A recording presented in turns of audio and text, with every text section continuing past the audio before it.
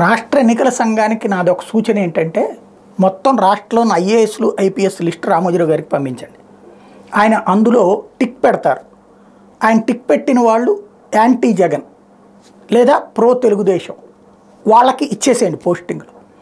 లేకపోతే ఒక పేపర్లో వాళ్ళని రిక్వెస్ట్ చేయండి రామోజీరావు గారిని, మొత్తం వీళ్ళ లిస్ట్ అంతా పంపించి ఎవరు ప్రో జగన్ ఎవరు యాంటీ జగన్ అనేటువంటి అప్పుడు వాళ్ళకి పోస్టింగ్లు ఇవ్వండి. ఎందుకంటే ప్రజాస్వామ్యంలో విలువలకి వలువలు ఊడతీసి జర్నలిజాన్ని మొట్టమొదటిసారి ఈ స్థాయికి దిగజార్చినటువంటి రామోజీరావు గారు తాజాగా వీళ్ళ కొత్త ఎస్పీలు సగానికి పైగా వైకాపా విధేయులే జవహర్ రెడ్డి వాళ్ళకు అనుకూలంగా చేసుకొచ్చారు అనేది రాసుకొచ్చారు. ఇప్పుడు వీళ్ళ ఉద్దేశం ఏంటి? డీజీపీని తీసేయాలి, చీఫ్ సెక్రటరీని తీసేయాలి, మొత్తం కలెక్టర్లను వాళ్ళందరినీ తీసేయాలి వీళ్ళందరూ.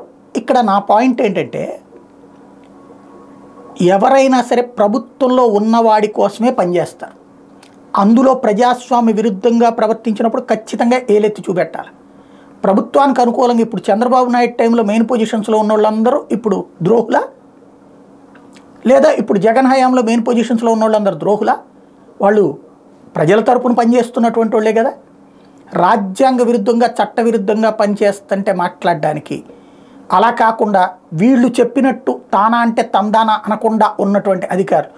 ఈనాడు స్టైల్ ఏంటంటే మేము ఒక వార్త ఒకడి మీద రాస్తాం, వాడి మీద యాక్షన్ తీసుకో. ఇదివరకు చంద్రబాబు గారి మీదన మీడియాను అడ్డు పెట్టుకుని కొంతమంది చేసిన వ్యవహారాలు చంద్రబాబు గారిని 10 ఏళ్ల పాటు అధికారానికి దూరం చేసినాయి. నాకు బాగా గుర్తు. అప్పట్లో పేపర్లో వార్త వచ్చిందంటే చాలు వెంటనే దాని మీద యాక్షన్ ఉండాలి.